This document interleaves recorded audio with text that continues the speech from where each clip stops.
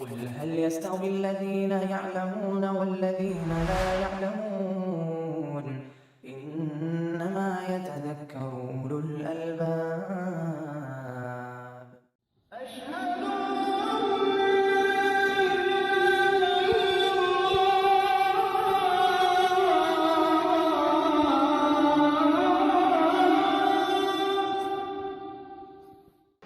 الحمد لله رب العالمين والعاقبة للمتقين ولا عدوان إلا على الظالمين والصلاة والسلام على عبد الله ورسوله وخيرته من خلقه وأمينه على وحيه محمد وعلى آله وأصحابه ومن اقتفى أثره واتبع هديه إلى يوم الدين. أما بعد، فقوله تعالى: ولولا إذ دخلت جنتك قلت ما شاء الله لا قوة إلا بالله. وقوله: ولو شاء الله ما اقتتلوا ولكن الله يفعل ما يريد. وقوله: أحلت لكم بهيمة الأنعام إلا ما يتلى عليكم غير محل الصيد وأنتم حرم إن الله يحكم ما يريد. وقوله: فمن يرد الله أن يهديه يشرح صدره للإسلام ومن يرد أن يضله يجعل صدره ضيقا حرجا كأنما يصعد في السماء. 4 مختلف مقامات کی آیتیں آپ کے سامنے ابھی پڑھی گئی. ان چاروں آیتوں کے ذکر کرنے کا منشا اللہ تعالیٰ کی 2 صفت مشیت اور ارادہ ثابت کرنا. صفات کی آیتوں سے ہم لوگ گزر رہے ہیں.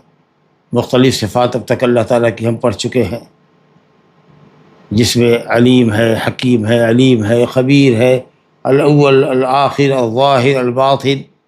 اسی طریقے سے الرزاق، القوی، المتین، العلی، الحکیم، الحی، القیوم، یہ سب ہم پڑھ چکے ہیں.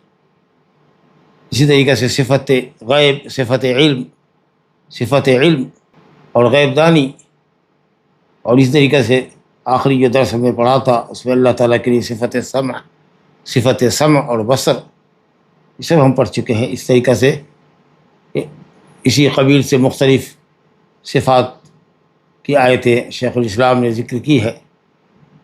جو ابھی آیات آپ کے سامنے پڑھی گئی، 4 آیتیں پڑھی گئی ہیں، ان چاروں آیتوں کا تعلق اللہ تعالیٰ کی صفت مشیت اور ارادے سے، کہ کائنات میں جو کچھ ہوتا ہے وہ اللہ کی مشیت اور ارادے ہی سے ہوتا ہے.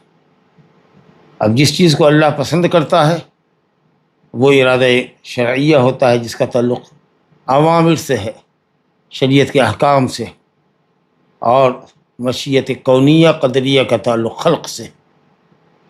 تو اللہ تعالیٰ نے دنیا میں خیر اور شر دونوں پیدا کیا ہے، اس لیے جہاں شر پایا جا رہا ہے وہاں مشیت کونیہ پائی جا رہی ہے. اور انسان کے مقدر میں اللہ نے لکھا ہے، اس کو قوت اور طاقت دی ہے، اور وہ اپنی ہٹ درمی سے اپنی قوت اور طاقت کا استعمال غلط کام کے لیے صرف کر رہا ہے، تو کہا جائے گا کہ اس شخص کے ساتھ اللہ کی مشیت کونیہ قدریہ ہے، مشیت شرعیہ دیدیہ نہیں. لیکن ایک شخص جب نیکی کا کام کرتا ہے تو مشیت شرعیہ بھی ہے کہ اللہ کے حکم پر عمل کرتا ہے جس کو اللہ پسند فرماتا ہے. شرعیہ دینیہ مطلب محبت، رضا، وہ کام جس سے اللہ راضی اور خوش ہوتا ہے. اور کونیہ قدریہ تو ہے ہی کہ اللہ نے نیکی پیدا کی ہے اور نیکی کرنے پر اللہ نے قادر بھی بنایا ہے. تو یہ جو اللہ تعالیٰ کی 2 مشیتیں ہیں، ان دونوں کو اگر سمجھ لیں گے تو معتزلہ اور جہمیہ کی جو گمراہیاں ہیں ان سے اہل سنت والجماعت بچتے ہیں اور ہم بچ جائیں گے. تو اسی صفت مشیت اور ارادے کے تعلق سے یہ آیتیں ہیں. ایک آیت پڑھتے ہیں، اس کی تفسیر میں آتے ہیں. اللہ تعالیٰ فرماتا ہے، سورہ کہف کی آیت نمبر 39 ہے، 39ویں آیت ہے: وَلَوْلَا إِذْ دَخَلْتَ جَنَّتَكَ قُلْتَ مَا شَاءَ اللَّهُ لَا قُوَّةَ إِلَّا بِاللَّهِ. اس آیت کا سیاق یہ ہے کہ ایک مسلمان ساتھی اور ایک غیر مسلم 2 دوست تھے، اور جو غیر مسلم تھا وہ اپنے باغوں پر 2 باغ تھے اس پر اتراتا تھا.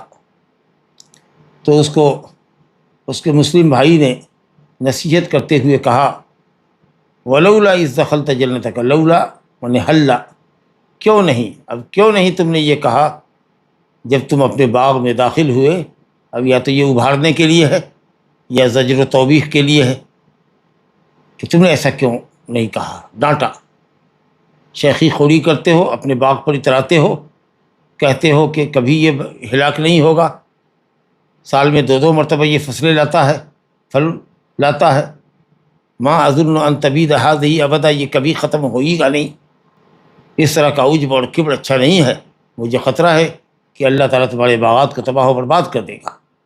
اسی کانٹیکسٹ میں یہ بات کہی گئی، ولولا اذ دخلت جنتک، مسلمان ساتھی کافر ساتھی کو نصیحت کر رہا ہے کہ کیوں نہیں تم نے کہا جب تم باغ میں اپنے داخل ہوئے، جنت مانے باغ، کثیر الاشجار، گھنا باغ کو جنت کہتے ہیں، جس میں آدمی اگر ہو تو گھنے درختوں اور جھکی ہوئی ڈالیوں کے درمیان ایسا چھپ جائے کہ باہر سے آدمی کو نظر ہی نہ آئے، آدمی باغ میں ہو لیکن باہر سے دکھتا نہ ہو، پتہ نہ چلے۔ اور اسی سے جن ہے جو ہمیں نظر نہیں آتے، اسی سے جنین ہے، ماں کے پیٹ میں جو بچہ پلتا ہے جو اوپر سے نظر نہیں آتا، اور اسی سے جنہ ہے، ڈھال ہے جس سے ہم بچتے ہیں۔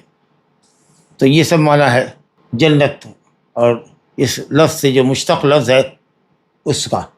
تو تم کیوں نہیں اپنے گھنے باغات میں جب داخل ہوئے تو تم نے یہ کیوں نہیں کہا ماشاء اللہ، ماشاء اللہ، الذی تراہ من مشیۃ اللہ، ھذا ماشاء اللہ الذی شاءہ اللہ، ما اسی موصول ہے تو الذی کے والے میں الذی شاءہ اللہ، یعنی ھذا یعنی یہ باغ، ماشاء اللہ الذی شاءہ اللہ، ھذا مبتدا محذوف، اور یہ جملہ خبریہ، اس کی خبر ہوگی کہ یہ باغ تم دیکھ رہے ہو، تم کو یہ کہنا چاہیے کہ یہ جو باغ تم دیکھ رہے ہو یہ وہ ہے جس کو اللہ نے چاہا ہے، اللہ کی مشیت ہے، اس میں میری کسی قوت کو دخل نہیں ہے، اس میں میری کسی قوت کو دخل نہیں ہے، میرے ارادے، میرے حول، میری قوت کا اس میں کوئی دخل نہیں ہے، تم کو یہ کہنا چاہیے تھا۔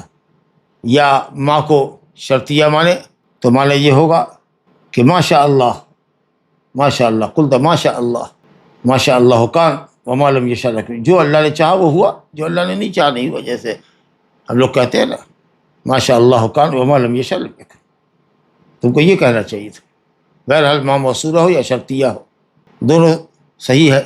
یہ جو باغ دیکھ رہے ہو یہ وہ ہے جس کو اللہ نے چاہا ہے، اس کے چاہے بغیر تو کسی کا کوئی باغ ہرا بھرا نہیں ہو سکتا، پھلدار نہیں ہو سکتا۔ لا قوت الا باللہ، کوئی قوت نہیں ہے، لا قوت، قوت لکڑا ہے، کوئی قوت کسی کے پاس نہیں ہے مگر ساری قوتوں کا مالک اللہ، الا باللہ، مگر ساری قوتیں اللہ سے جڑی ہوئی ہیں، ساری قوتوں کا اکیلا وہ مالک ہے۔ تب انسان کے اندر جو اللہ نے قوت رکھی ہے، جواب ہو گیا سوال ہی سے، ہم کچھ کر پاتے ہیں، بول پاتے ہیں، کچھ کر پاتے ہیں، یہ اللہ تعالیٰ کی عطا کردہ قوت ہے۔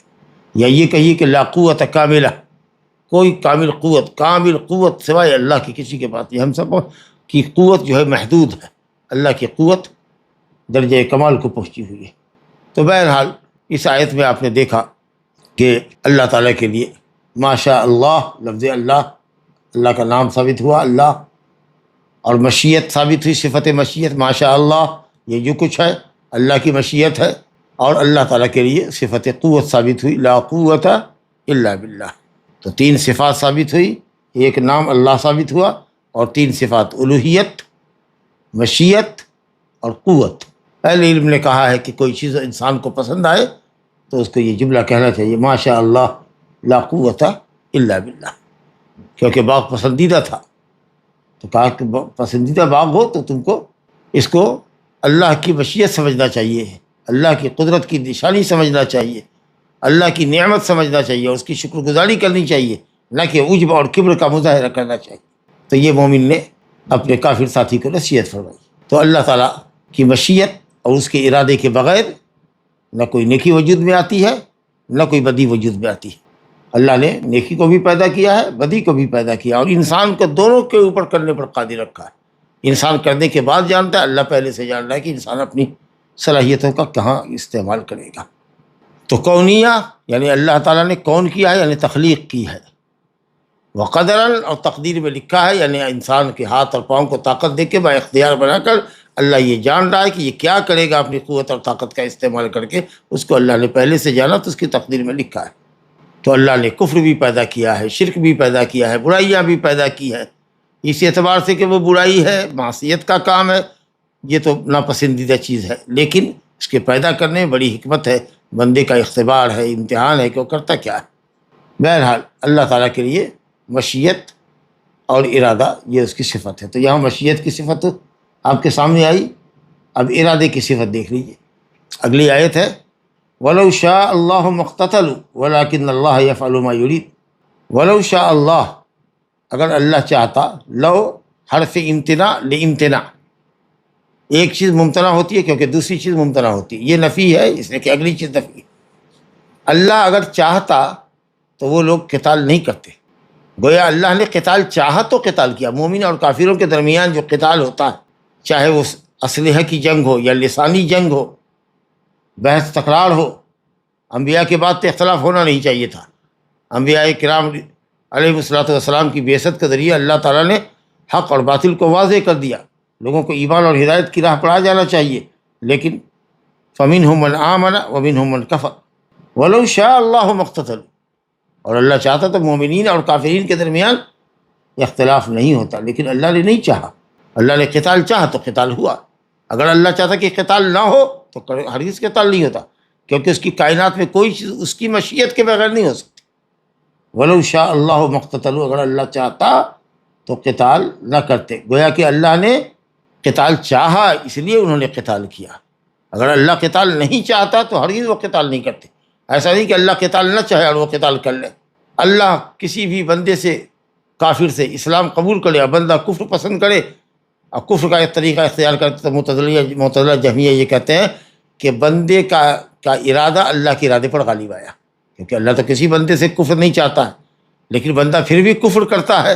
اس کا مطلب یہ ہے کہ بندے کی مشیت، بندے کا ارادہ اللہ کے ارادے پر غالب ہے، نعوذ باللہ۔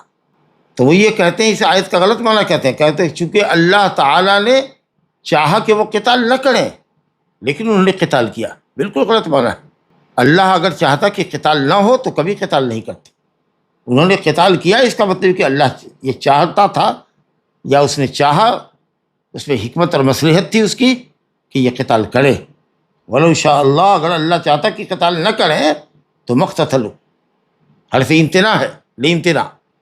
اللہ چاہتا کہ قتال نہ کرے تو قتال نہیں کرتے، مگر چونکہ انہوں نے قتال کیا، اس کا مطلب کہ اللہ نے چاہا تو قتال کیا۔ وَلَٰكِنَّ اللَّهَ يَفْعَلُ مَا يُرِيدُ، آگے دیکھ لیے کہ اللہ نے چونکہ قتال چاہا تھا اس لیے قتال ہوا، تو کیوں اللہ نے قتال چاہا؟ اللہ تعالیٰ نے اس کی جواب آگے دیا وَلَٰكِنَّ اللَّهَ يَفْعَلُ مَا يُرِيدُ، لیکن اللہ جو چاہتا ہے، جس چیز کا ارادہ کرتا ہے اس کو کر گزرتا ہے، اس میں اس کی حکمت ہوتی ہے۔ تو اللہ تعالیٰ کے لیے مشیت ثابت ہوئی۔ اللہ کا ایک نام لفظ اللہ جو سب سے بڑا نام ہے، علم علی ذات رب تعالیٰ، اللہ تعالیٰ کا نام ہے، خاص الخاص نام ہے، یہ اللہ ہے۔ اور وَلَٰكِنَّ اللَّهَ يَفْعَلُ، اللہ کے لیے صفت فعل ہے، ما یرید، جس چیز کا اللہ ارادہ کرتا ہے اللہ تعالیٰ کے لیے ارادہ ہے۔ تو صفت مشیت، صفت ارادہ اور صفت فعل اللہ کرتا ہے۔ ایک کام اللہ تعالیٰ ڈائریکٹ خود کرتا ہے، جیسے وہ بولتا ہے، جیسے وہ اترتا ہے، تو یہ فعل مباشر ڈائریکٹ اللہ کا ہے۔ اور ایک فعل انسان کرتا ہے، اچھا کام کرتا ہے یا انسان برا کام کرتا ہے، تو اس فعل کی نسبت اللہ کی طرف کوناً و قدراً تو ہوگی، لیکن ہم نماز پڑھتے ہیں، روزہ رکھتے ہیں، تو ظاہر ہے کہ یہ ہم کر رہے ہیں۔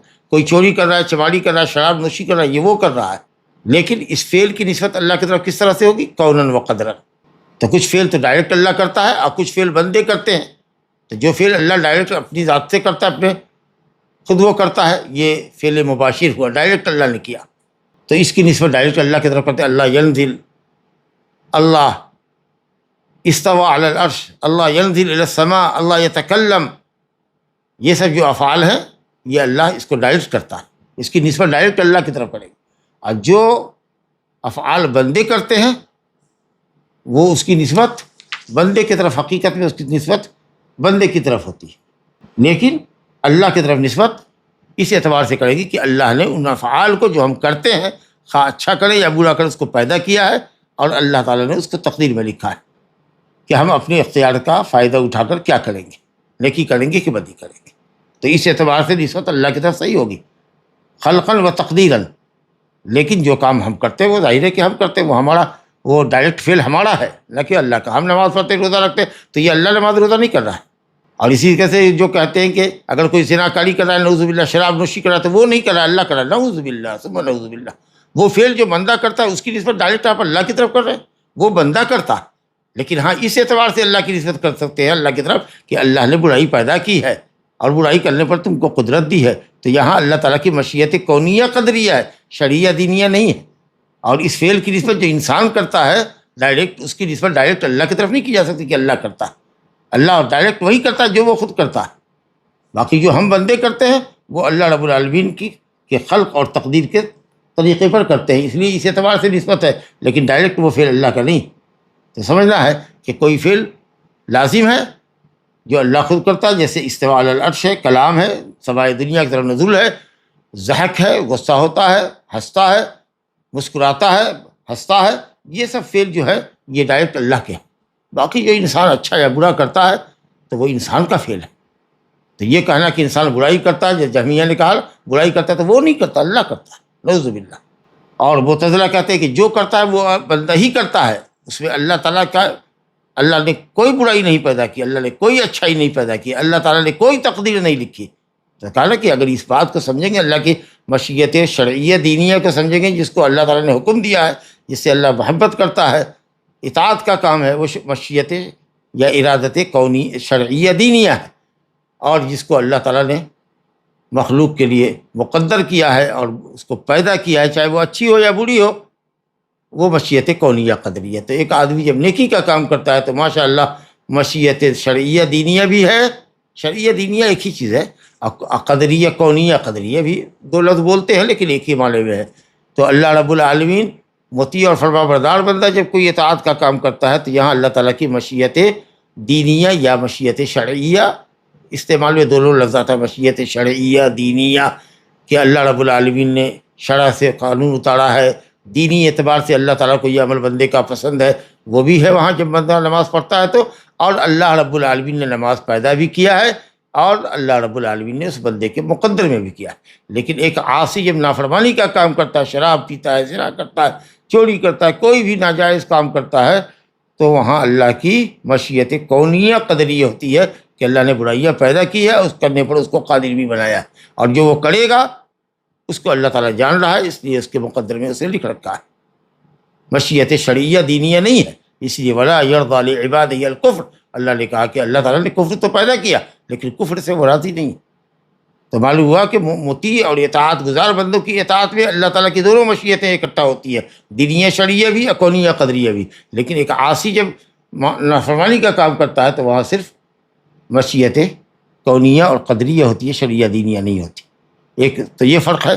دوسرا فرق یہ کہ مشیت کونیہ قدریہ جس کو اللہ نے پیدا کیا ہے، تقدیر میں لکھا ہے، لامحالہ اس کا وقوع ہوتا ہے، لیکن مشیت شرعیہ دینیہ ضروری نہیں ہے کہ وہ وقوع پذیر ہو۔ اللہ تعالیٰ نے احکام اتارے ہیں، اللہ تعالیٰ نے ہم کو اپنی عبادت کے لیے پیدا کیا۔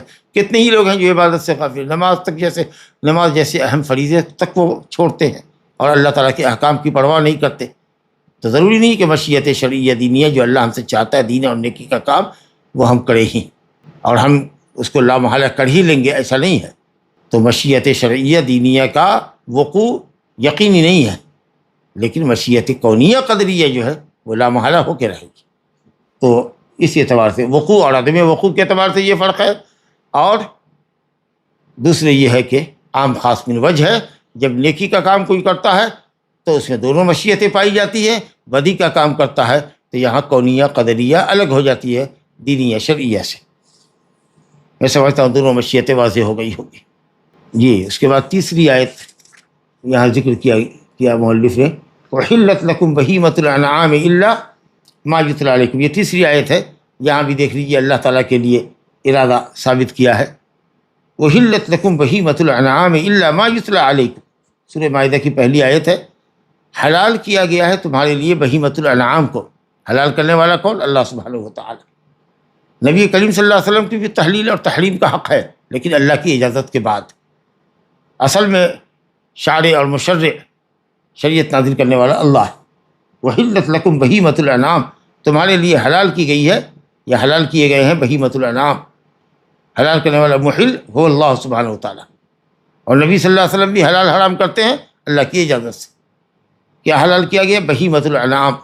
بہیمۃ الانعام اونٹ، گائے اور بکرے کو کہتے ہیں، مذکر مؤنث، اور بکرے میں دونوں آتا ہے، بکرا بکری، اور بھیڑ اور مینڈھا اور بھیڑ، دونوں قسمیں جو ہے، جس کو ذان کہتے ہیں اور معز کہتے ہیں، بکری اور بھیڑ، اس کا مذکر، بھیڑ کا مذکر مؤنث، بکری کا مذکر مؤنث، اور اسی طریقہ سے گائے کا مذکر مؤنث، گائے بیل، اور اونٹ اور اونٹنی، یہ 8 طرح کے جانور جن کی قربانی ہوتی ہے، ان کو بہیمۃ الانعام کہتے ہیں۔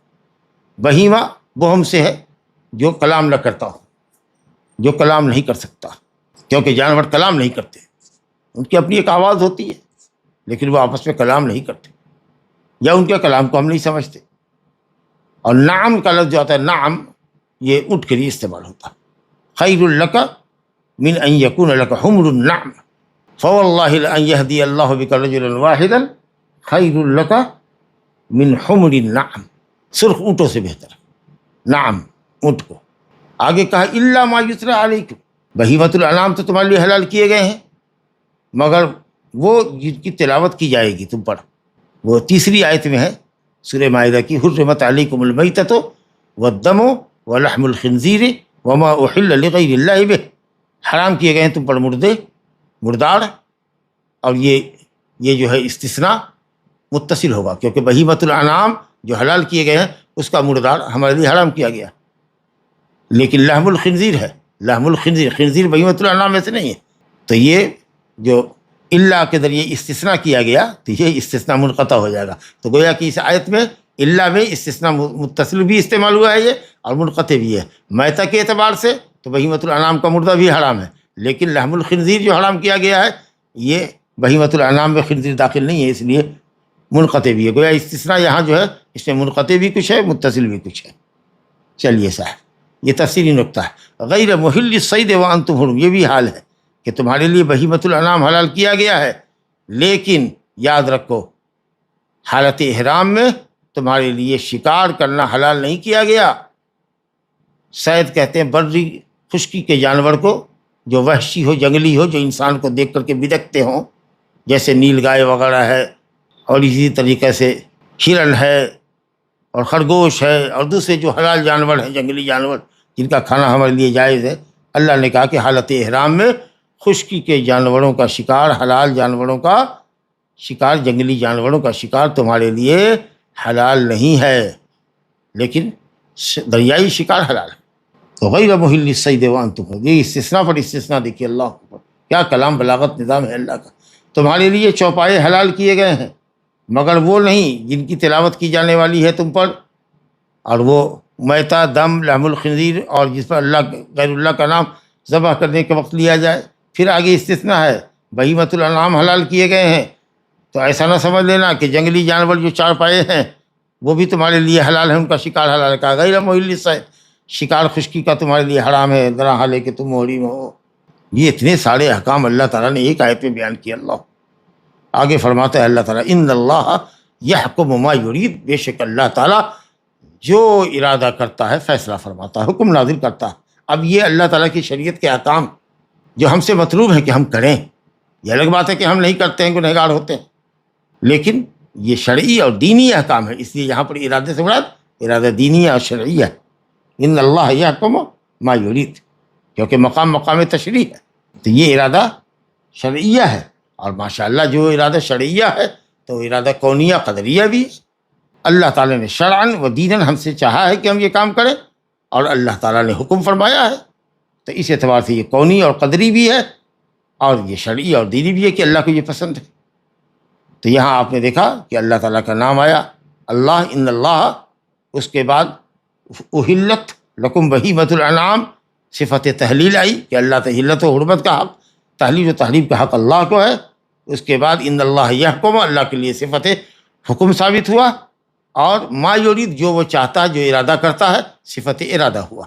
تو اس آیت سے آپ نے 3 صفت اخذ کی، تحلیل کی اور حکم کی اور ارادہ کی۔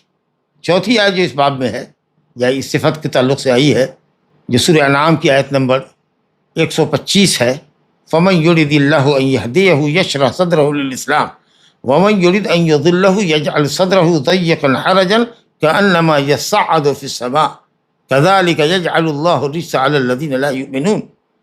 اللہ رب العالمین فمن یرد اللہ ان یہدیہ اے ہدایتہ، المصدریہ ہے، پورے فعل کو مصدر کے معنی میں کرتا ہے. فمن یرد اللہ ہدایتہ، جس بندے کی اللہ ہدایت کا ارادہ کرتا ہے، اللہ کی صفت ارادہ.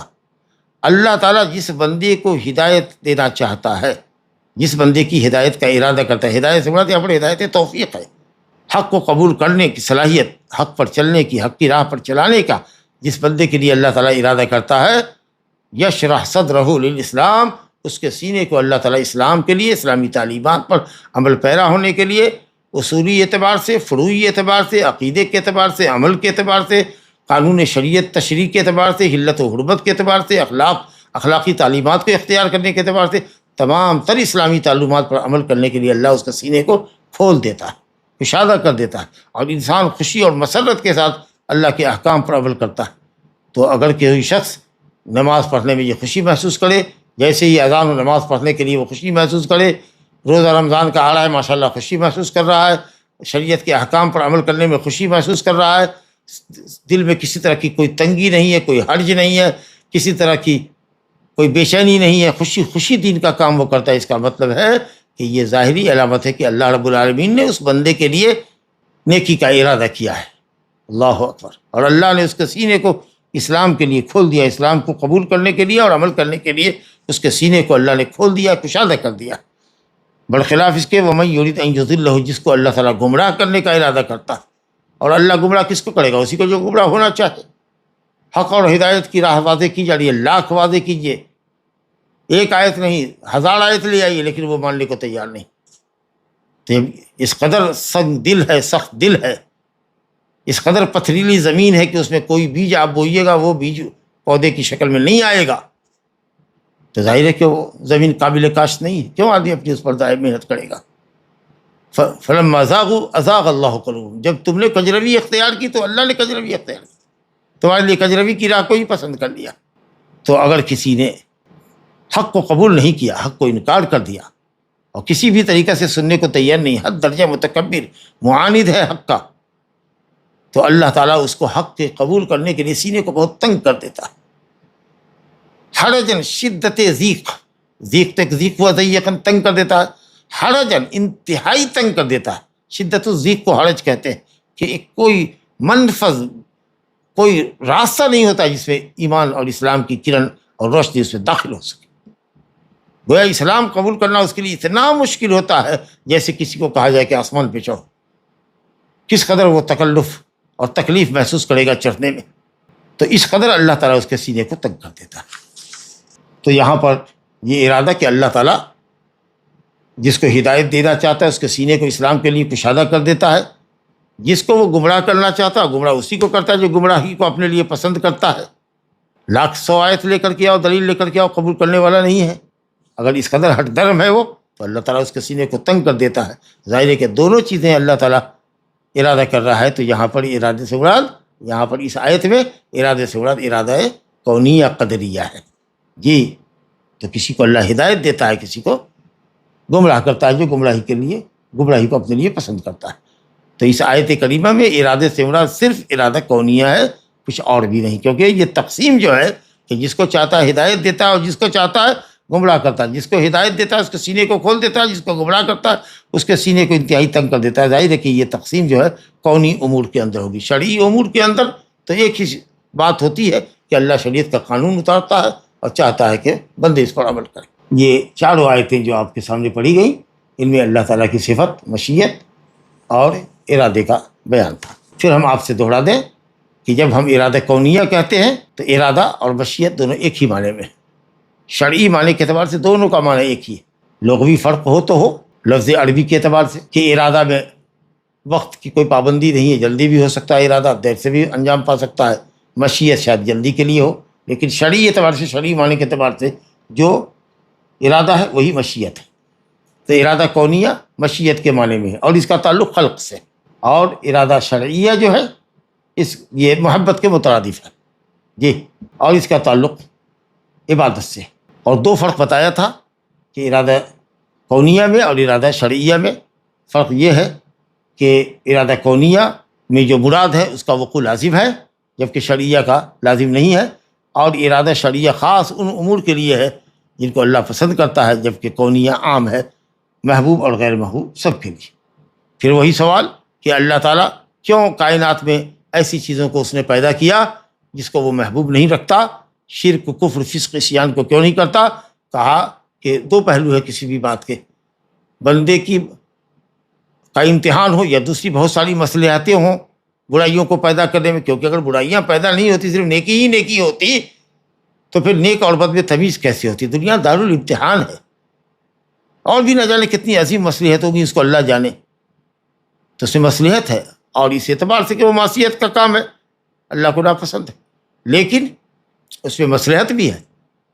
اب آپ اپنے بیٹے کو ڈاکٹر کے پاس لے جاتے ہیں جس کے جسم میں بڑا سا زخم، ایک طرف آپ اس کی تکلیف سے تکلیف زدہ بھی ہیں، لیکن آپ کو خوشی ہوتی ہے جب ڈاکٹر اس کو، سرجن جب اس کو انجیکشن دیتا ہے، اس جگہ کو سن کر دیتا ہے، یا بچے کو بے ہوش کرتا ہے، اور پھر اس کو نشتر لگاتا ہے، اور جتنے مواد ہوتے ہیں اس کو خوب گاڑ گاڑ کر کے نچوڑ کر کے سارے مواد کو وہ باہر نکال دیتا ہے۔ آپ کے اندر ایک طرح کی خوشی محسوس ہوتی ہے، جبکہ دیکھ لیجیے تکلیف دہ عمل ہو رہا ہے، اور وہی کوئی دوسرا انسان آوے اور اپنے ناخن سے اس کو نچوڑ دے، صرف ناخن سے چیر دے اس کے چمڑے کو، تو آپ لگے گا کہ اس کی گردن دبا دیں آپ۔ تو یہ عمل جو ڈاکٹر کر رہا ہے، حالانکہ تکلیف وہاں بچے کو ہو رہی ہے، لیکن آپ خوش ہو رہے ہیں، تو اس اعتبار سے کہ چیر پھاڑ ہو رہی ہے، تکلیف دہ عمل ہے، لیکن یہ آگے صحت کی ضمانت ہے اس میں انشاءاللہ، تو اس لیے آپ اس کو پسند کر رہے ہیں۔ تو اللہ نے کفر اور شرک اور فسق اور گناہ کے کاموں کو بھی دنیا میں اس لیے پیدا کیا ہے تاکہ اچھے اور برے کی تمیز ہو سکے۔ واللہ تعالیٰ عالم، اللہ اپنی مصلحتوں کو زیادہ سمجھتا ہے، اور اللہ تعالیٰ نے نیکی اور بدی دونوں کا بھی کرنے کی طاقت دی ہے۔ فَأَلْهَمَهَا فُجُورَهَا وَتَقْوَاهَا، دل میں دونوں صفت اللہ نے ڈالی ہے کہ نیکی بھی اختیار کر سکتے ہو، بدی بھی چاہو تو تم اختیار کر سکتے ہو، تم کو اختیار ہے، تم مجبور نہیں کیے گئے ہو، لیکن ہاں ہم نے اپنے نبیوں کے ذریعے، رسولوں کے ذریعے، کہ آسمانی کتابوں کے ذریعے واضح کر دیا کہ ہم کو کیا پسند ہے کیا نہیں پسند۔ اب تم اگر ہماری مرضیات کے کام کر کے آؤ گے تو ہماری جنت کے مستحق ہوگے، اور نہیں اگر ناراضگی کے کام کر کے آؤ گے تو پھر تمہارے لیے سزا ہے، دنیا کی ذلت ہے، آخرت کا دردناک عذاب ہے۔ یہ ساری چیزیں اللہ تعالیٰ نے نبیوں کے ذریعے اور کتابوں کے ذریعے، کتاب آسمانی کے ذریعے واضح فرما دیا۔ چلیے سر، اب آگے ایک صفت محبت کا ذکر کیا ہے۔ اللہ تعالیٰ اپنے بندوں سے محبت کرتا ہے، محبت ایک صفت، حقیقی طور پر محبت کرتا ہے، کیفیت کیا ہم نہیں جانتے۔ محبت کے اثرات دیکھنے میں آتے ہیں کہ انسان نیکی کی طرف لپکتا ہے، نیکی کے کاموں سے اس کو محبت ہوتی ہے، اللہ اور اس کے رسول سے اس کو محبت ہوتی ہے، اللہ رب العالمین ایسے بندوں کی محبوبیت اور مقبولیت کو لوگوں میں ڈال دیتا ہے۔ یہ سب اس کے آثار محبت ہے، محبت نہیں ہے، محبت کے آثار۔ لیکن اللہ تعالیٰ حقیقت میں محبت کرتا ہے، جیسے ہم لوگ اللہ تعالیٰ سے محبت کرتے ہیں، ہمارے دل کی یہ کیفیت ہے، محبت دل کی ایک کیفیت ہے، یہ دل ہمارا اللہ کی طرف مائل ہوتا ہے، اس محبت کے تقاضے میں ہم عبادت انجام دیتے ہیں، معصیت کے کام سے بچتے ہیں۔ تو عبادت کرنا یہ محبت نہیں ہے، محبت کی علامت ہے۔ اسی طریقے سے اللہ تعالیٰ کا ہم سے راضی ہونا، خوش ہونا، روزی دینا، ہماری محبوبیت اور مقبولیت کو آسمان میں اور زمین میں رکھ دینا، یہ سب اللہ تعالیٰ کی محبت کے آثار ہیں، علامات ہیں۔ تو محبت حقیقی طور پر اللہ اپنے بندے سے کرتا ہے، بلکہ حقیقت یہ ہے کہ جو لوگ محبت کا انکار کرتے ہیں، معتزلہ، جہمیہ وغیرہ، یہ در حقیقت میں الہیت کا اللہ کے انکار کرتے ہیں۔ ارے اللہ ذو الالوہیت اسی لیے ہے کہ بندے محبت کے ساتھ، غایت درجہ تعظیم کے ساتھ، اور اس کے عذاب کا خوف محسوس کرتے ہوئے جس کی عبادت کریں۔ تو اگر آپ محبت کی صفت کا انکار کر دیتے ہیں تو ایک طریقہ سے اس کی الوہیت یا الہیت کا انکار آتا ہے۔ تو دیکھیے شیخ الاسلام ابن تیمیہ نے صفت محبت کو ثابت کرنے کے لیے یہاں تقریباً میرا خیال ہے کہ 8 آیتیں ذکر کی ہیں، مختصر میں انشاءاللہ ہم اس کو پڑھیں گے۔ وَأَحْسِنُوا، اللہ کہتا ہے وَأَحْسِنُوا إِنَّ اللَّهَ يُحِبُّ الْمُحْسِنِينَ، صدقات کا حکم دینے کے بعد اللہ فرماتا ہے کہ صدقہ خیرات کرو۔ وَأَحْسِنُوا، سورہ بقرہ کی آیت نمبر 195 ہے۔ وَأَحْسِنُوا فعل امر ہے، احسان کرو۔ کبھی احسان واجب اور فرض ہوتا ہے، اور کبھی احسان مستحب ہوتا ہے۔ احسان اللہ کے ساتھ، اللہ کی عبادت میں احسان، جیسا کہ حدیث جبریل میں، حدیث عمر بن خطاب میں، کہ حضرت جبریل نے پوچھا نبی صلی اللہ علیہ وسلم سے مل احسان یا رسول اللہ، تو آپ نے فرمایا الاحسان ان تعبد اللہ کانک تراہ، کہ تم اللہ کی عبادت کرو جیسے تم اللہ کو دیکھ رہے۔ تو کس قدر رغبت اور طلب بڑھے گی۔ اور اگر اتنا نہیں ہے، اس درجہ ایمان مضبوط نہیں ہے، یا اس درجہ قوت نہیں ہے کہ تم گویا کہ اللہ کو دیکھ رہے ہو، اللہ کو تم دیکھ رہے ہو تو کس قدر رضا اور طلب ہوگی تمہاری عبادت میں. نہیں تو یہ تو کم سے کم سمجھو کہ اللہ تم کو دیکھ رہا ہے، وہ تم کو دیکھ رہا ہے. تو یہاں رہبت اور خوف کی حالت ہوئی. تو پہلی حالت اعلیٰ ہے کہ تم گویا اللہ کو دیکھ رہے ہو، گویا تمہاری عبادت کے اندر انتہائی درجہ رغبت ہے اللہ سے اور محبت ہے اور طلب ہے اللہ کی.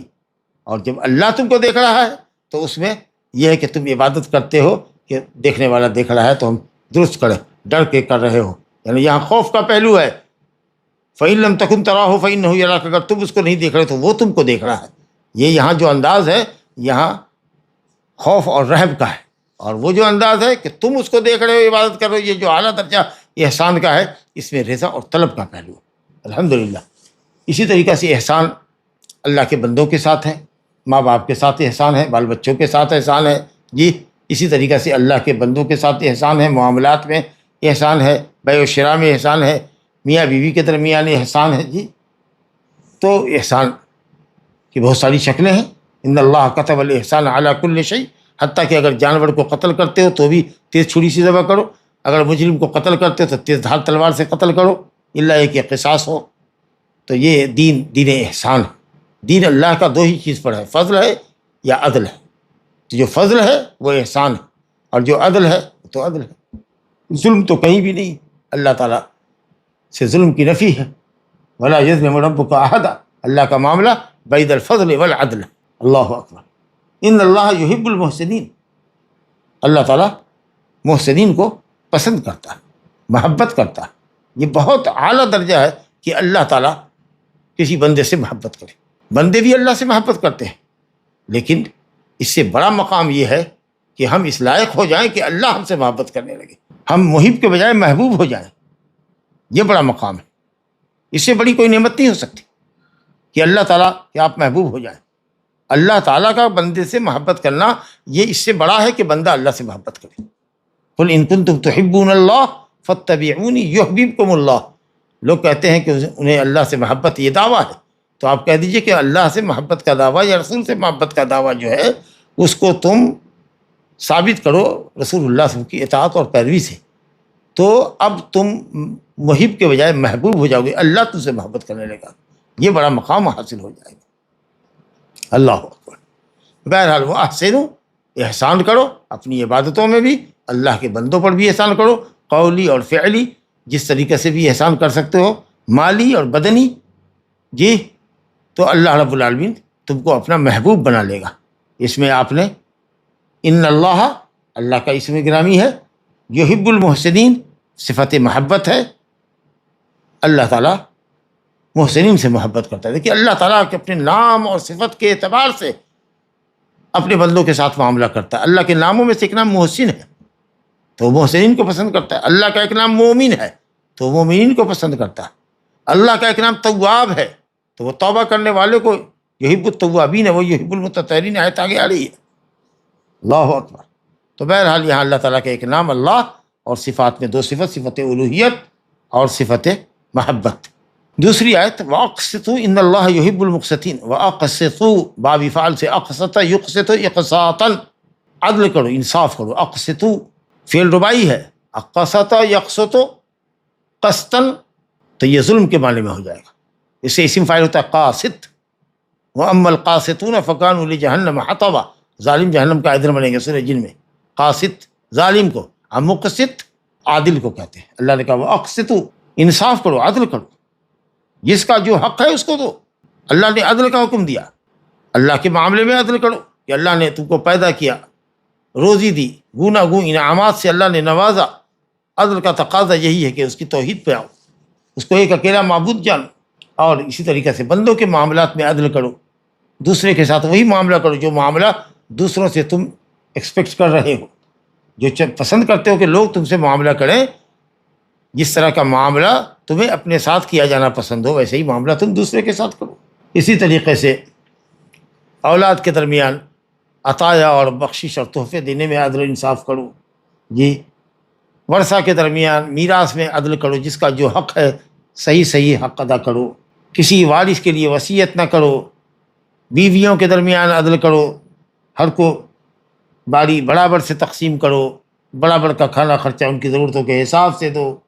خود نبی صلی اللہ علیہ وسلم نے فرمایا کہ اپنے آپ کے ساتھ عدل و انصاف کرو، اپنے جسم کو اتنا مت تھکاؤ جس کا جسم متحمل نہ ہو۔ ان لعینک علیک حق، تمہاری آنکھ کا حق ہے، تمہارے جسم کا حق ہے، جی تمہارے مہمان کا تم پر حق ہے، تمہاری بیوی کا تم پر حق ہے۔ تمام حقوق کو صحیح طریقے سے ادا کرنا اور ہر چیز کو مناسب مقام پہ رکھنا اور ہر شخص کے ساتھ مناسب رویہ اور برتاؤ کرنا، یہ اسلام میں عدل ہے۔ اسلام نے تسویہ کا، برابری کا حکم نہیں دیا۔ ان اللہ یأمر بالعدل، ان اللہ یأمر بالتسویہ نہیں کہا۔ لوگ اسلام دین مساوات ہے، اسلام دین عدل ہے، جس کا جو مقام ہے اس کو وہ مقام دیجیے۔ ٹھیک ہے کچھ چیزیں ہوتی ہیں جہاں مساوات ہوگی، جیسے اولاد کے درمیان ہے، لیکن اب یہ اسلام دین مساوات ہے، اب اس کی آڑ میں لوگ کہہ رہے ہیں کہ بھائی مرد عورت دونوں برابر ہیں، عورت مرد برابر ہوگی۔ یہاں تک کہ کہنے والوں نے کہا کہ خالق مخلوق برابر ہے، جی یہاں تک کہ برابری کر دیا کہ حاکم محکوم برابر ہے۔ کوئی کیوں حاکم بنے گا؟ کمیونزم کی دنیا تو اسی پر ٹکی ہوئی نہ ہے کہ صاحب خالی یہ حاکم اور محکوم دونوں برابر ہوگا، کوئی حاکم ہمارا نہیں ہو سکتا، جی کسی کا کوئی سلطان نہیں ہو سکتا، باپ اور بیٹے دونوں کا رشتہ، دونوں کا حق ایک دوسرے کے اوپر برابر ہے، لا حول ولا قوت الا باللہ۔ تو یہ مساوات کا غلط استعمال ہوتا ہے، لیکن اگر ہاں مساوات عدل کے معنی میں ہو تو کوئی حرج نہیں ہے، لیکن لفظ کا چین جو ہے وہ صحیح نہیں ہے۔ اسلام دین مساوات ہے، یہ نہ کہہ کر کے اسلام دین عدل ہے، عدل کے اندر مساوات بھی داخل ہے۔ بہرحال تیسری آیت ہے فَمَا اسْتَقَامُوا لَكُمْ فَاسْتَقِیمُوا لَهُمْ، یہ سورہ توبہ کی آیت ہے۔ جن مشرکین سے معاہدہ کیا تھا صلح حدیبیہ میں، انہی کے تعلق سے اللہ کہا کہ جب تک وہ عہد پر قائم رہیں فَاسْتَقِیمُوا لَهُمْ، آپ بھی عہد پر قائم رہیے۔ جنہوں نے بدعہدی کی ہے ان سے آپ جنگ اور قتال کیجیے، اور جن سے خیانت کا ڈر ہے، بظاہر تو اچھے نظر آ رہے ہیں لیکن کبھی وہ حملہ آور ہو سکتے ہیں، آپ ان کو کھلم کھلا کہہ دیجیے کہ تم سے ہم عہد و پیمان کو ختم کرتے ہیں اور مدت مقررہ فلاں تاریخ کے بعد ہمارے اور تمہارے درمیان کوئی معاہدہ نہیں رہے گا۔ تو یہ تین گروہ تھا جن سے نبی صلی اللہ علیہ وسلم نے معاہدہ کیا تھا، اور جن کی بعد میں تین حالت ہوئی۔ کچھ لوگ عہد پر قائم رہے تو اللہ کہہ رہا ہے فَاسْتَقِیمُوا لَهُ فَمَا اسْتَقَامُوا لَكُمْ فَاسْتَقِیمُوا لَهُ، اور جنہوں نے خیانت کیا، نقض عہد کیا، ان کے لیے کوئی عہد نہیں۔ اور تیسری قسم وہ ہے جو استقامت کا اظہار تو کرتے ہیں لیکن خیانت کا بھی خوف ہے، تو اللہ نے کہا وَإِمَّا تَخَافَنَّ مِنْ قَوْمٍ خِيَانَةً فَانبِذْ إِلَيْهِمْ عَلَىٰ سَوَاءٍ إِنَّ اللَّهَ لَا يُحِبُّ الْخَائِنِينَ۔ بہرحال آگے جو محل شاہد ہے جہاں سے ہم کو دلیل لینی ہے، ان اللہ یحب المتقین، یہ تیسری آیت ہے آپ کی۔ اللہ تعالیٰ متقیوں سے محبت کرتا ہے، جی پہلی آیت تھی ان اللہ یحب المحسنین، دوسری آیت میں ہم نے پڑھا وَأَقْسِطُوا إِنَّ اللَّهَ يُحِبُّ الْمُقْسِطِينَ، اور یہ تیسری آیت ہے جس میں اللہ نے فرمایا محبت کی صفت آئی ان اللہ یحب المتقین، ان اللہ یحب المتقین۔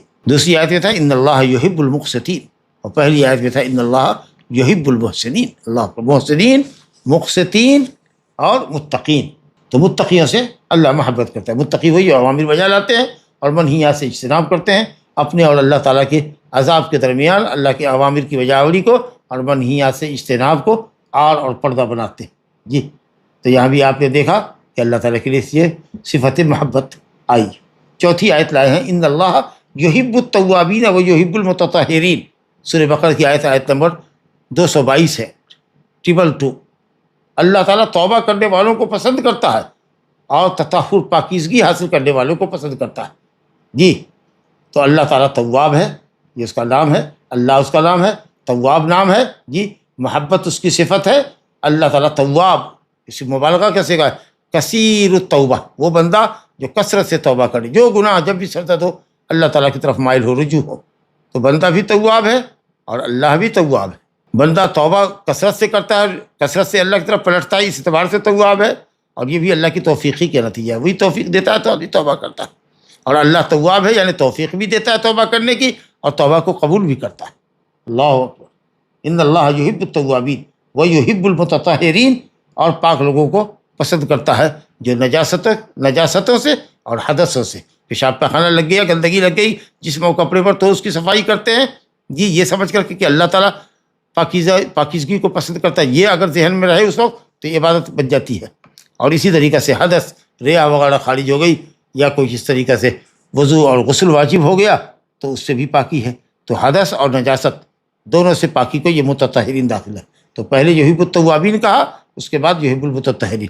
توبہ سے قلب کی باطنی صفائی ہو جاتی ہے اور تطہر سے ظاہری صفائی ہو جاتی ہے. اس طرح سے اللہ نے اس آیت میں طہارت ظاہر اور طہارت باطن دونوں کا ذکر کیا ہے. تو محبت کی صفت یہاں بھی تکرار کے ساتھ آئی. 5ویں آیت ہے قل ان کنتم تحبون اللہ فاتبعونی یحببکم اللہ، جو ہم پڑھ کے آ چکے ہیں. اس آیت کو علماء سلف نے کہا کہ آیت محنہ، آزمائش کی آیت ہے. لوگوں نے دعویٰ کیا کہ ان کو اللہ سے محبت ہے، تو اللہ نے اپنے نبی کو حکم کیا کہ ایسے دعوے داران محبت کو کہیے کہ اگر تم کو اللہ سے محبت کا دعویٰ ہے تو رسول اللہ صلی اللہ علیہ وسلم کی پیروی کرو. اللہ نے رسول اللہ صلی اللہ علیہ وسلم کی پیروی کو محبت الہی کی دلیل بنایا. تو ظاہر ہے کہ رسول اللہ صلی اللہ علیہ وسلم کی پیروی خود رسول اللہ علیہ وسلم کی محبت کی سب سے بڑی دلیل ہوگی. تو جو لوگ پیروی نہ کرے، اتباع نہ کرے، احداث فی الدین کرے، ابتداع کرے، دین میں بدعت کرے، ظاہر ہے کہ وہ اللہ رسول کے کبھی پیروکار نہیں ہو سکتے اور کبھی اللہ اور اس کے رسول کے محبوب نہیں ہو سکتے. تو یہاں بھی صفت محبت آئی کہ یحببکم اللہ، اللہ تم سے محبت کرے گا.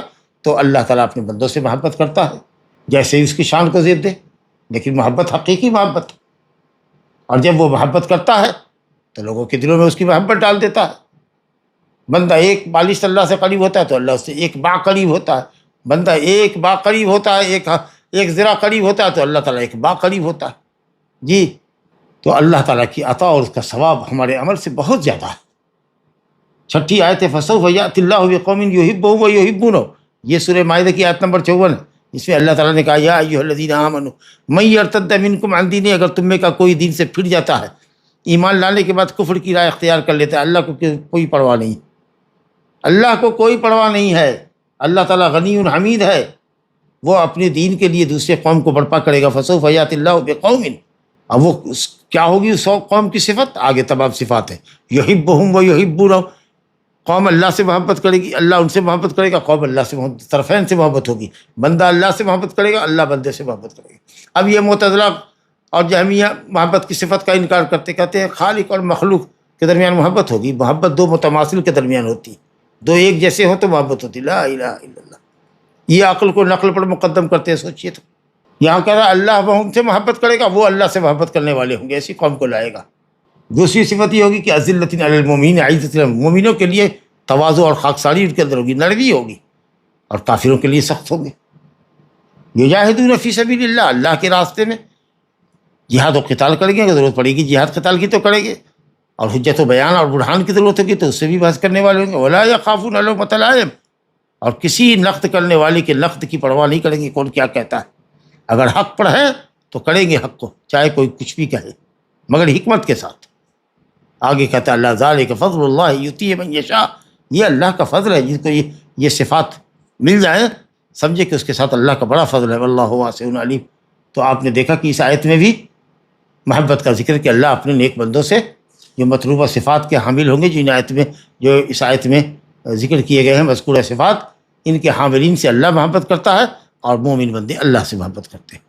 7ویں آیت دیکھ لیجئے، اس کے اندر سورہ صف کی آیت نمبر 4 ہے ان اللہ یحب الذین یقاتلون فی سبیلہ صفا کأنہم بنیان مرصوص. اللہ ان لوگوں سے محبت کرتا ہے جو اللہ کے راستے میں جہاد فی سبیل اللہ، رضا الہی کے لیے کرتے ہیں، نام و نمود کے لیے نہیں، اللہ کے راستے میں اخلاص. صفا، بالکل صف بستہ ہو کر، جیسے نماز میں صف ہوتی ہے، پاؤں کو پاؤں سے، قدم کو قدم سے، کندھے کو کندھے سے ملا کر نماز پڑھتے ہیں. یہ بھی جہاد اصغر ہے، اور اس میں بھی ایک کمانڈر ہے آگے ہمارا امام جس کی ہم پیروی کرتے ہیں. تو اس طریقے سے صف بستہ ہوتے ہیں. کأنہم بنیان مرصوص، جیسے کہ وہ دیوار ہے جس کی ایک اینٹ دوسرے اینٹ کو تقویت پہنچاتی ہے، مرصوص کے اس کے اندر کوئی سوراخ نہیں، ایک دم سیسا پھرائی ہوئی دیوار کے مانند. اس طریقے سے صف بستہ ہو کے لڑتے ہیں. جن کے اندر یہ صفت ہوگی اللہ تعالیٰ ان سے محبت کرتا ہے. 5 صفت ہوئی. ایک تو یہ کہ وہ قتال کرتے ہیں، جی، سستی اور کاہلی اور زندگی کی محبت ان کے اندر نہیں ہے. دوسرے کے مخلص ہیں. تیسرے کہ ایک دوسرے کو تقویت پہنچاتے ہیں. چوتھے کہ بنیان مرصوص کی طرح سے، مضبوط قلعے کی طریقے سے ہے، کوئی ان کے درمیان ان کے صفوں میں کوئی شگاف اور کوئی خلل نہیں ہے. ان 5 صفات کے حاملین سے اللہ محبت کرتا ہے. یعنی اللہ نے اپنی محبت کو ان 5 صفات سے معلق کیا ہے کہ اگر ان 5 صفات کے حامل ہو گئے تو اللہ تعالیٰ کی محبت تم کو حاصل ہوئی. اور آخری آیت جو اس باب کی ہے محبت کی، وَهُوَ الْغَفُورُ الْوَدُودُ، سورہ بروج کی آیت نمبر 14 ہے. اللہ غفور ہے، یہ بھی مبالغہ کا صیغہ، ودود ہے، یہ بھی مبالغہ کا صیغہ ود سے. تو غفور تو پہلے کئی مرتبہ پڑھ چکے ہیں، جو گناہوں کو ڈھانپ لے اور درگزر کر دے. اور ودود ود سے ہے. یہ ود خالص محبت کو کہتے ہیں. محبت پہلا پائدان، اس سے اوپر کا پائدان ہے ود، اور سب سے اوپر کا پائدان ہے خلت، جو اللہ سے نے صرف دو نبی کو دیا، حضرت ابراہیم کو خلیل بنایا اور حضرت محمد صلی اللہ علیہ وسلم کو خلیل بنایا. تو یہ ود کہتے ہیں، ودود جو ود سے ہے خالص محبت. جی تو اللہ تعالیٰ اپنے بندوں سے خالص محبت کرتا ہے، اور اللہ تعالیٰ کے بندے بھی جو اولیاء متقین ہیں وہ اللہ سے بھی خالص محبت کرتے ہیں. تو آپ نے دیکھا کہ اس آیت میں دو نام آئے، الغفور الودود، اور دو صفت آئی، مغفرت کی اور ود کی. ھذا وباللہ التوفیق وصلی اللہ وسلم وبارک علی نبینا محمد وعلی آلہ وصحبہ اجمعین وآخر دعوانا ان الحمد للہ رب العالمین.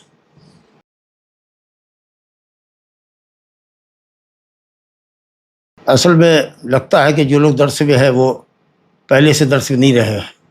اللہ تعالیٰ نے تقدیر لکھی ہے، جو کچھ ہونے والا ہے قیامت تک وہ سب لکھا ہے. اور انسان کو اللہ تعالیٰ نے ارادہ اور اختیار والی مخلوق بنا کر پیدا کیا. ہم دنیا میں آئے ہیں، اللہ تعالیٰ نے ہم کو مجبور محض نہیں کیا، عقل دی ہے، اور عقل کی صلاحیت اور قوت ارادی دی ہے، اور قوت کسب دیا ہے، کمانے کی صلاحیت ہے، عمل کرنے کی صلاحیت ہے، خیر و شر کو تمیز کرنے کی صلاحیت اللہ نے دی، کہ اس اعتبار سے ہم کو فری ول ملا ہے. لیکن ہم ول پاور نہیں، ہماری مشیت، ہمارا ارادہ اللہ کے تابع، اللہ کی مشیت کے تابع.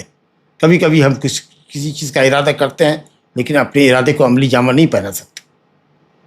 تو اللہ نے کہا وما تشاءون الا ان یشاء اللہ، تم بھی چاہتے ہو، اللہ چاہتا ہے، لیکن فائنلی وہی ہوتا ہے جو اللہ چاہتا ہے. تو انسان مکمل با اختیار بھی نہیں ہے اور انسان مکمل مجبور بھی نہیں ہے. اللہ نے انسان کو با اختیار بنایا ہے، لیکن اس کے اختیار کو اللہ نے اپنے پاور میں رکھا ہے. تو ایک اعتبار سے وہ آزاد بھی ہے اور ایک اعتبار سے وہ مجبور بھی ہے. مکمل آزادی نہیں اس کو حاصل ہے کہ اللہ کی زمین میں جو چاہے اپنی مرضی سے کرے، اور یہ بھی نہیں کہ وہ مجبور محض ہے، اس کی حیثیت محض پتے گرے ہوئے درخت کے پتے کی ہے جس کو ہوا بغیر اس کے ارادے کے اڑائے پھرتی ہے. ایسی بھی کیفیت نہیں ہے اس کے ساتھ. تو دونوں صفت اس کے اندر مجبور ہے. نوعامہ ایک اعتبار سے وہ مجبور ہے اور دوسرے اعتبار سے وہ با اختیار ہے. تقدیر کیا ہے؟ اللہ کا ایک بھید ہے، اس کا علم ہے، علم ازلی ہے، جو وہ ازل سے لے کر ابد تک کا علم رکھتا ہے، اس کو اس نے لکھ رکھا ہے. کب کون آدمی کیا کرے گا، آج کون درس میں رہے گا، ہمارے کون نہیں رہے گا. کوئی کوشش کے باوجود بھی نہیں رہ پایا، کوئی مجبوری مشغولیت حائل ہو گئی، درس میں حاضر نہیں ہو سکا. وہ اب جان رہا ہے، وہ آج میں نے ارادہ کیا تھا لیکن میں کامیاب نہیں ہوا، میں نے درس سے استفادہ نہیں کیا. اللہ تعالیٰ اس کو روز ازل میں جانتا تھا، اور اس نے زمین و آسمان کی تخلیق سے پہلے 50,000 سال پہلے لکھا کہ فلاں بندہ فلاں تاریخ کو اس وجہ سے نہیں جا پائے گا. تو جو آپ کر کے جانتے ہو وہ اللہ پہلے سے جانتا ہے، اور اس کو اللہ نے لوح محفوظ میں لکھ رکھا ہے. تو یہ دو مرحلہ ہے. میں نے پہلے کہا ہے کہ تقدیر کے کئی مراحل ہیں، ان کو سمجھ لیجیے گا کہ ایک تو اللہ کا علم ہے، آپ جانتے ہیں، کرنے کے بعد اللہ پہلے سے آپ کو جان رہا ہے، جو کچھ اللہ نے جانا ہے اس کو لوح محفوظ میں لکھ دیا ہے. تیسری چیز خلق ہے کہ اللہ نے کائنات میں اچھی بری تمام چیزیں پیدا کی. اور چوتھی چیز یہ ہے کہ مشیت، بغیر اللہ کے چاہے ہوئے، بغیر اس کے ارادے کے اور بغیر مشیت کے کچھ نہیں ہوگا. تو اگر انسان ارادہ کرے، نیکی کا کام کرے اور اس کو انجام تک پہنچا دیتا ہے، تو اللہ تعالیٰ کی ارادہ شرعیہ دینیہ دونوں ہے، کونیہ بھی ہے، اور گناہ کا کام کرتا ہے. تو صرف یہ کہ گناہ اللہ نے پیدا کیا تھا اور وہ جان رہا تھا کہ یہ انسان اپنے ارادے اور اختیار کا غلط فائدہ اٹھا کر گناہ کرے گا. تو جو آپ کر کے جانتے ہیں اللہ تعالیٰ اس کو پہلے سے جانتا ہے. تو علم ازلی، لوح محفوظ میں کتابت، اللہ تعالیٰ کا خیر و شر سب پیدا کرنا، اور اللہ رب العالمین کا ول پاور ہونا کہ اس کے ارادے اور اس کی مشیت کے بغیر کچھ نہیں ہوتا. اب اس کا ارادہ اور مشیت آپ نے سنا کہ دو طرح کا ہوتا ہے. جو نیک کام ہوتے ہیں اس میں ارادہ شرعیہ دینیہ ہے، کونیہ قدریہ بھی ہے. جو برے کام ہیں وہ تو صرف اس وجہ سے ہے کہ اللہ نے برائی پیدا کی آپ کو آزمائش میں ڈالنے کے لیے، یا کسی وجہ سے کوئی اس میں حکمت ہو اور آپ کو کرنے پر قادر بھی کیا ہے. چلیے.